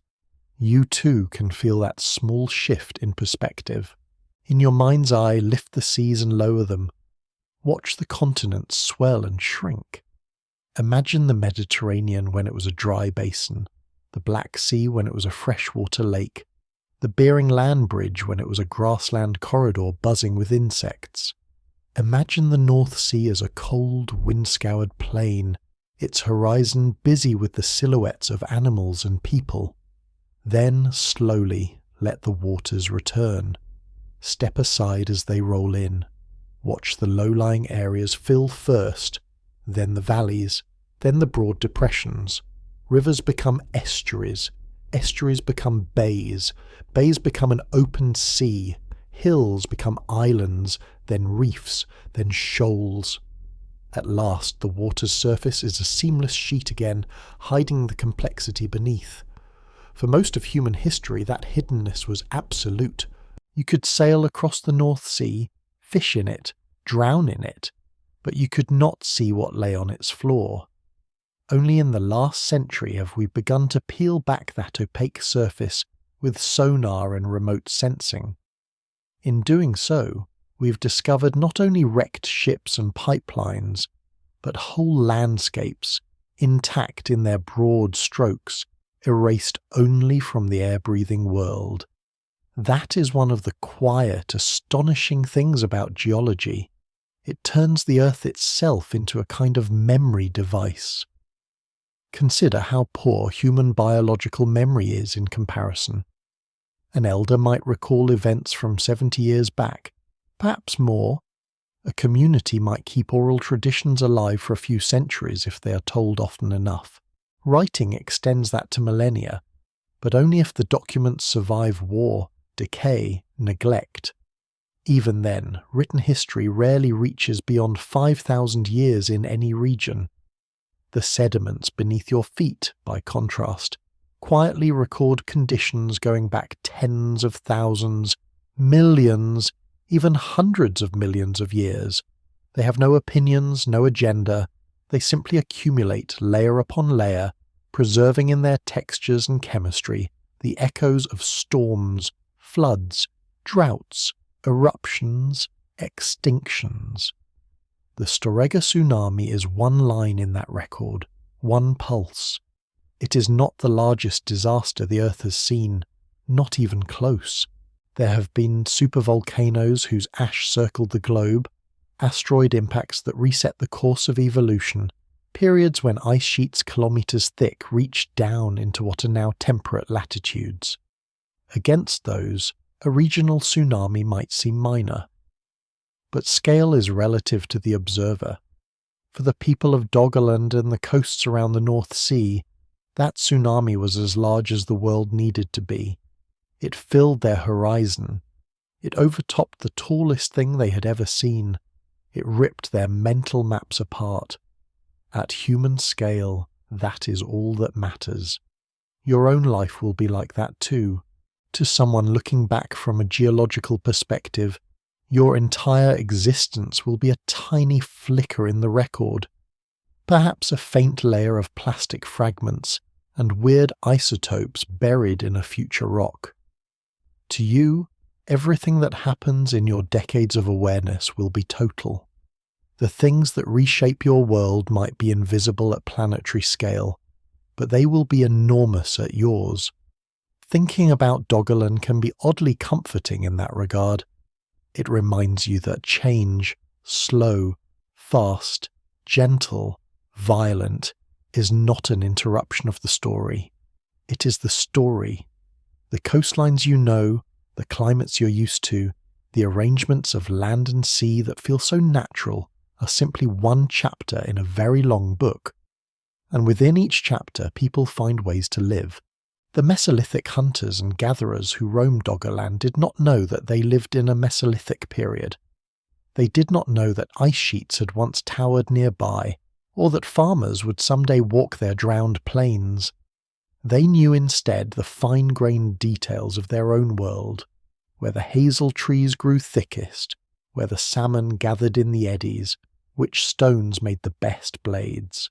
Their time was, for them, a complete world. So is yours.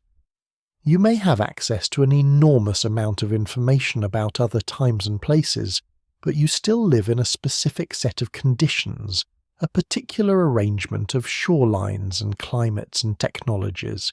You interpret everything through those. By listening to stories of deep time, you stretch that frame a little. You let other arrangements in. You recognize that your normal is not the only possible normal. It is, for a few quiet decades, your segment of the wave. Now, as this journey through Doggerland's past and Storegga's violence begins to bend toward its end, let's walk once more through the landscapes we've visited, letting them fade gently as we pass. Go back, in your mind, to the Dogger Plains before the waters rose, before the hillside camps were abandoned. The air is brisk but not icy. The last of the glaciers have retreated north. You stand on a ridge of dry ground looking out over low, marshy meadows crisscrossed by glinting streams. The sun is low in the sky. It is evening, and the light falls flat across the land, picking out the texture of grasses and scrub. In the distance you see a herd of wild cattle, their massive forms dark against the pale ground. Closer by you see the faint smears of smoke rising from a camp down by the river. You can hear the dogs barking, the murmur of voices, the occasional crack of kindling. Walk down that ridge. Feel the ground under your feet, the softness of patches of moss, the firmness of exposed roots, the crunch of frost where the sun has not reached. As you approach the camp, the details sharpen. The shapes of the shelters, the racks where fish hang to smoke, the piles of firewood. Children streak past, laughing, their hair wild in the wind. Someone looks up at you, nods a greeting, then returns to the slow work of scraping a skin. Find a place near the fire and sit. The warmth seeps into you. Sparks rise, tumble, and vanish into the dimming air. Someone is telling a story tonight. Something about a winter when the snow lay deeper than anyone remembered. The tone is calm, the pace unhurried. It is not a story of panic, but of endurance. How the people dug pathways under the drifts, how they broke the river ice to fish, how they burned through every scrap of stored wood but survived. You know, though, from your vantage point outside their time, that another story is coming generations later, which will eclipse this one. You know about the wave. You know about the sand layer and the scar on the sea floor. They do not. To them, this evening is just an evening, this winter just a winter. The catastrophe is not in their future yet. It is still sediment waiting to slip. Now let that camp fade. Let the smoke thin and disappear. Let the sounds dim. Rise again to that ridge, but push time forward. The light changes. The vegetation shifts. Trees grow thicker in some places, sparser in others. The river carves a slightly different course. New camps appear, then vanish with the seasons. The world is the same in broad strokes, but the details move. Now, push time harder. Watch as the sky brightens and darkens, years flickering past in rapid succession. Seasons flash by, green, gold, white, brown. The river swells with spring melt, shrinks in late summer. Storms tear through, then pass. People come and go. Sometimes there are more, sometimes fewer. And then, somewhere in that flicker, one day is different. You see the sea, far to the east, draw back. The water peels away from the shore, exposing mudflats and rocks and stranded fish. You see tiny figures moving out across the glistening expanse, bending to gather the unexpected bounty. You see dogs dart ahead, noses low, tails wagging. On the horizon, a darker line appears. At first it is subtle, a slight thickening of the air where sky meets water. Then it grows. It gains height. It gains shape. It is not a storm front. It is not a cloud. It is the sea, rearranged. You could, if you wished, watch the wave roll in, watch it sweep across the plains, watch it uproot trees and scatter camps and fill the river valley with churning brown water. But you do not need to see it in detail. You know what it does. You know its signature in the sand. Let it stay distant. Let it be a line that passes through, leaving the aftermath. Instead, shift your attention into the ground. Under your feet, peat and sand and silt record the moment in their own way. The wave rushes in, drops its load of shells and stones, stirs the layers, then pulls back, leaving behind that pale band. Above it, the marsh begins again, slowly, cautiously, as plants re-establish themselves. The wound scars over, insects return, birds nest once more. From the perspective of the soil, there is shock, then continuation. Time flows on. The sea continues to rise. The lowlands retreat. The islands shrink. The last ridge becomes an island, then a sandbar, then a shoal. The people move inland, their stories adjusting with them. On land, forests come and go. Animals migrate. Human cultures shift from bands of hunters to villages of farmers. From stone tools to bronze, from oral tradition to writing. On the drowned plains, sediments settle quietly. Salt-tolerant plants take root where freshwater reeds once grew. Mud accumulates in the old river valleys, burying their shapes deeper. Bivalves cluster where human hearths once warmed a circle of ground. Ice ages come and go, but the North Sea, once filled, never quite drains again to expose Doggerland in the same way. Its time as a land is done. On the newly isolated island of Britain, generations pass. People raise standing stones and build burial mounds. They till fields, forge iron, build roads, erect cities. They fight, trade, tell stories. They look out over the sea from chalk cliffs and rocky headlands and see only water between themselves and the continent. We are an island people, they tell themselves. We have always been an island people. They do not know that beneath the waves between them and the mainland lie the outlines of older paths. Centuries stack upon centuries. The language changes. Empires rise and fall. Maps become more detailed, more accurate. Lines of latitude and longitude are drawn. The North Sea appears as a blank blue expanse, its depths marked in numbers, its hazards noted for navigation. Only fishermen think much about its floor, and then only in terms of where the fish run and where the nets snag on something unexpected.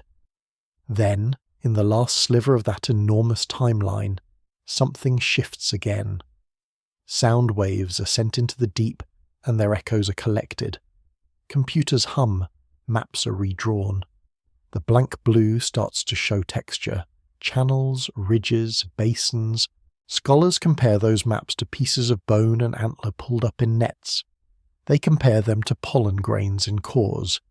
Slowly, Doggerland's outline emerges in their minds and on their screens. They give it a name. They write papers. They argue about details. They refine dates. A story coalesces, the one you've been hearing. A rich, populated land slowly drowned. A landslide suddenly unleashed. Waves racing outward. Lives erased. Coastlines redrawn. An island born. From your vantage point, lying here in the present, you can hold all these layers. Geological, archaeological, genetic, mythological, in your mind at once. You can feel the weight of 8,000 years pressed down gently, not as a burden, but as a blanket of context. It is the awareness that your world is not thin and recent, but thick and old. Now, as we come to the end of this long descent through time, let that awareness soften. You do not need to remember the dates, the numbers, the names. Let them drift away like leaves on a slow river. What remains is the feeling of a story that is much larger than any one moment. The sea that roared across Doggerland is the same sea that moves restlessly on distant shores tonight. The land that rose and sank is the same land whose rocks lie under your cities and forests. The people who huddled around Mesolithic fires, listening to elders talk about hard winters and abundant summers, were not so different from you. Listening now to a voice telling you about hard times and long ages and the persistence of life. Take a quiet breath and imagine the map of Europe one more time, not as a static shape but as something breathing, pulsing, changing. Coastlines flex in and out like the edge of a tide. Rivers carve, glaciers scrape, seas invade, then retreat. Doggerland appears, flourishes and fades. New lands emerge elsewhere. Old ones drown. Then slowly, gently, let the picture narrow back down to where you are. The vast plains under the North Sea recede into the background. The Scottish dunes close up over their trench. The research ship in the Norwegian Sea finishes its survey line and turns for home. The last islanders of Doggerbank push their boats toward distant hills. All of them drift away, further and further, like ships disappearing into fog. What remains is the simple fact of this moment. You, here, breathing.